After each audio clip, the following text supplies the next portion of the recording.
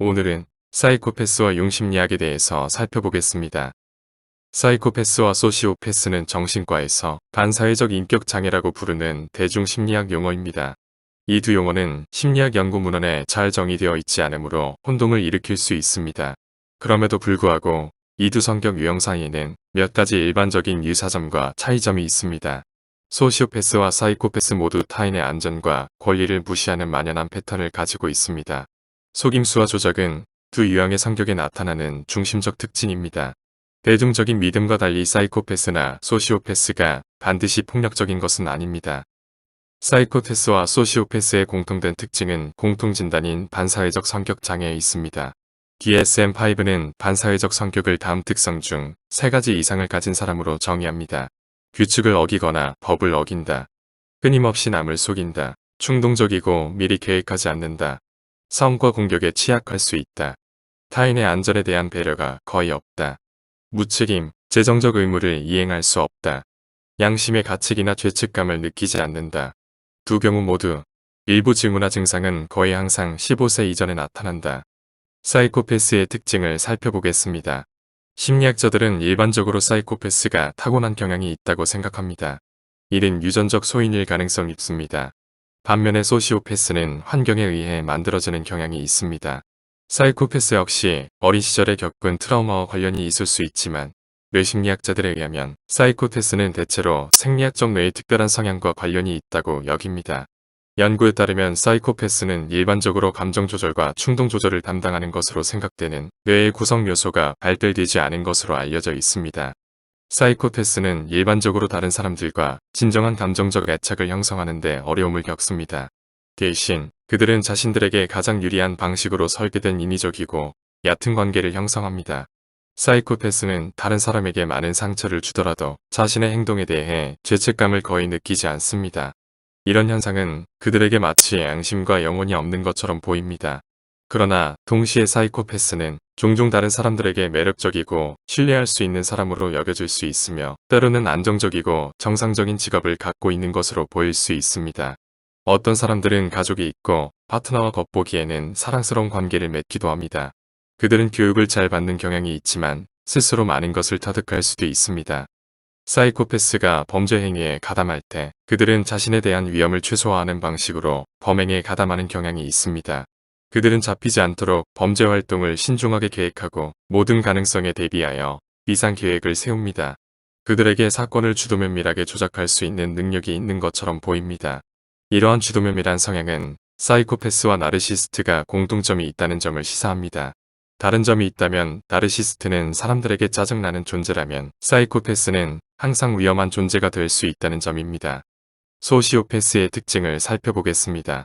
소시오패스는 신체적 학대, 정서적 학대 또는 어린 시절의 심각한 외상을 초래한 매우 부정적인 가정에서 양육된 결과라고 알려져 있습니다. 일반적으로 소시오패스는 사이코패스에 비해 행동이 더 충동적이고 변덕스러운 경향이 있습니다. 다른 사람들에게 애착을 형성하는데 어려움을 겪기도 하지만 일부 소시오패스는 같은 생각을 가진 그룹이나 사람에게 애착을 형성할 수 있습니다. 사이코트와 달리 대부분의 소시오패스는 장기적으로 직장 생활을 하지 않거나 가족 생활의 대부분을 외부 세계에 노출하지 않습니다. 소시오패스가 범죄 행위에 가담할 때 그들은 행동의 위험이나 결과를 거의 고려하지 않고 충동적이고 무계획적인 방식으로 진행합니다. 그들은 쉽게 동요하고 화를 내며 때로는 격렬한 폭발을 일으킬 수 있습니다. 이러한 종류의 행동은 소시오패스가 체포될 가능성을 더 높인다는 점을 보여줍니다. 이렇게 볼 때 사이코패스는 정신증에, 소시오패스는 신경증 쪽에 더 기울어져 있다고 볼 수 있습니다. 사이코패스와 소시오패스의 반사회적 성향을 살펴보겠습니다. 사이코패스와 소시오패스는 모두 사회에 위험을 안겨줍니다. 소시오패스가 종종 장애를 극복하는 과정에서 정상적인 삶을 살기 위해 노력하는 반면 사이코패스는 자신의 행동과 관련된 죄책감을 훨씬 덜 느끼기 때문에 더 위험한 대상이 될 수 있습니다. 사이코패스는 또한 자신의 행동과 자기 자신을 분리할 수 있는 더 큰 능력을 가지고 있습니다. 마치 자신이 그런 행동을 하지 않은 것처럼 보인다는 것이죠. 정서적인 개입을 회피하기 때문에 다른 사람들이 겪는 고통은 그에게 별 의미가 없습니다. 대부분의 희대의 살인범들은 감정이 없는 사이코패스였습니다. 그러나 우리가 사이코패스나 소시오패스라고 부르는 모든 사람들이 폭력적인 것은 아닙니다. 폭력은 그들에게 필수 요소는 아니지만 언제든지 발현될 수 있는 잠재적 요인이 됩니다. 사이코패스와 소시오패스에 대한 단서는 일반적으로 어린 시절에 발견할 수 있습니다. 나중에 소시오패스나 사이코패스로 진단될 수 있는 대부분의 사람들은 대체로 다른 사람의 기본 권리나 안전을 침해하는 행동 패턴을 가지고 있습니다. 그들은 종종 규칙이나 사회적 규범을 어기는 공통된 특징을 가지고 있습니다. 심리학자들은 이러한 종류의 아동기 행동을 품행장애라고 부릅니다. 그러면 품행장애에 해당되는 4가지 범주의 문제 행동을 살펴볼까요? 사람과 동물에 대한 공격성, 재산 파괴, 사기 또는 절도, 규칙 또는 법률의 심각한 위반. 이러한 품행장애의 특정 증상이 어린이나 어린 10대에게서 발견된다면 더 발전할 경우 반사회적 인격장애의 위험이 더 커집니다. 융의 원형이론과 사이코패스와 소시오패스를 살펴보겠습니다. 융은 인류의 조상들로부터 전수된 보편적 관념 또는 전형적인 행동을 유발하는 요인을 원형이라는 개념으로 설명합니다. 사이코패스와 소시오패스 역시 다른 현상과 구별되는 그들만의 전형적인 패턴이 있음을 고려할 때 그에 상응하는 원형의 작용을 추론할 수 있습니다. 첫 번째, 악마 원형입니다. 악마는 그 목록에서 첫 번째이자 가장 명백한 원형입니다. 그는 루시퍼, 메피스토펠레스, 사탄 야수, 사악한 자로도 알려져 있습니다. 이 원형은 가장 심각한 수준의 나르시시즘을 나타내며 진정한 사이코패스에 해당됩니다. 악마는 악의 화신으로 알려져 있죠. 악마는 우리의 영혼을 담보로 세속적인 재화, 명성 또는 지식과 거래하죠. 그는 종종 희생자를 자신의 파멸로 유인하는 카리스마 넘치는 매력녀로 나타납니다. 예를 들어 광야에서 그리스도를 유혹하는 마귀를 보세요. 두 번째, 뱀파이어 원형입니다. 뱀파이어는 희생자의 피를 먹고 살아갑니다. 뱀파이어는 피를 빨 수 없으면 죽을 것입니다. 뱀파이어는 그 내부의 생명의 근원이 없습니다. 종종 희생자는 뱀파이어의 에로틱한 본성에 끌리는 동시에 순진한 여성으로 여겨집니다. 희생자는 점점 약해지고 무력해지며 자기 보호 능력도 소진됩니다. 세 번째, 사이렌 또는 블랙 위도우입니다. 반인반조, 즉 반은 인간 반은 새로 그려지는 그리스 여신 사이렌 또는 맹독으로 유명한 블랙 위도우는 뱀파이어에 해당하는 여성입니다. 블랙 위도우, 즉 검은 과부라는 말은 검은 과부 거미에서 차용된 용어죠. 그녀는 날씬하고 매끄러운 모습으로 등장합니다. 그녀는 그녀가 원하는 모든 것을 추구하고 그녀의 모든 매력을 능숙하게 사용합니다. 그녀는 당신을 거미줄로 유인해서 도구로 당신을 쏘아 깊은 잠에 빠뜨릴 것입니다. 그때 그녀는 당신을 삼킬 것입니다. 뱀파이어와 마찬가지로 그녀의 유일한 양육처는 희생자입니다. 그녀가 희생자를 삼키고 나서 다음으로 넘어갑니다. 개걸스럽게 삼키는 그녀의 식욕은 끝이 없죠.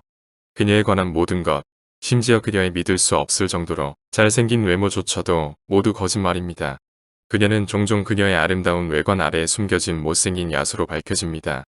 네 번째, 판무 파탈 원형입니다. 판무 파탈은 블랙 위도우의 많은 면을 가지고 있지만 희생자들을 이용하여 그 자신의 성을 통해 권력을 얻고자 합니다. 그녀의 생명의 원천은 희생자의 생명 에너지가 아니라 힘입니다. 권력을 얻기 위해 그녀는 피해자를 이용하여 자신의 자존감을 높입니다. 그녀의 희생자들은 그녀가 정복의 파워게임에 빠져들기 때문에 그녀에게 빨리 지루해진다. 그들이 진이 빠지고 정복이 끝나면 그녀는 다음 희생자로 넘어갑니다. 그녀의 식욕은 흡혈귀와 블랙 위도우만큼 만족할 줄 모릅니다. 그녀의 상처는 영혼이 아니라 자아로 향합니다. 그녀는 남근 자기애 또는 자기의 성격의 범주에 속할 가능성이 가장 크다. 아니무스에 사로잡힌 여성으로 보일 수 있다는 말입니다. 다섯 번째, 매춘부 원형입니다. 매춘부는 자주 보이지는 않지만 매우 흔한 원형에 해당됩니다. 그녀의 목적은 희생자들에 대한 냉담한 태도를 견지함으로써 자신이 살아남는 것입니다. 많은 면에서 그녀는 가해자가 아니라 피해자로 보입니다.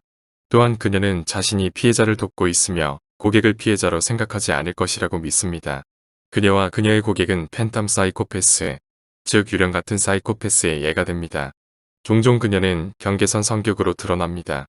밝은 면과 어두운 면이 동시에 존재하는 것이죠. 융은 원형의 어두운 측면이 원형 자체 안에 존재한다고 보았습니다. 따라서 모든 마돈나에는 드러나지 않은 매춘부가 있고 그 안에는 표현되지 않은 마돈나가 있습니다. 융 심리학으로 본 사이코패스 특징을 살펴보겠습니다. 첫째, 적응 원형인 페르소나가 건강하게 발달하지 못함으로써 사회에 적응하지 못합니다.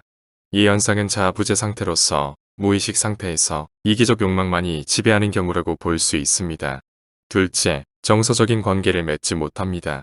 사이코패스에게 주변의 모든 것은 자신의 통제 아래 있고 자신을 위해 존재하는 사물에 불과합니다. 셋째, 사이코패스는 자아팽창 상태, 즉 만화인격으로 볼 수 있습니다. 이런 현상은 자기애로 드러나기도 하죠.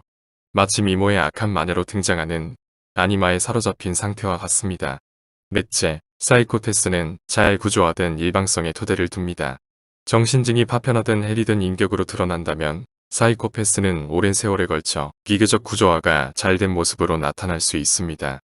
이제 정리해볼까요? 사이코패스와 소시오패스는 반사회적 인격장애의 진단에 적용되는 또 다른 형태의 문화적 분류에 해당됩니다. 인구의 최대 3%가 반사회적 인격장애 진단을 받을 수 있다고 합니다.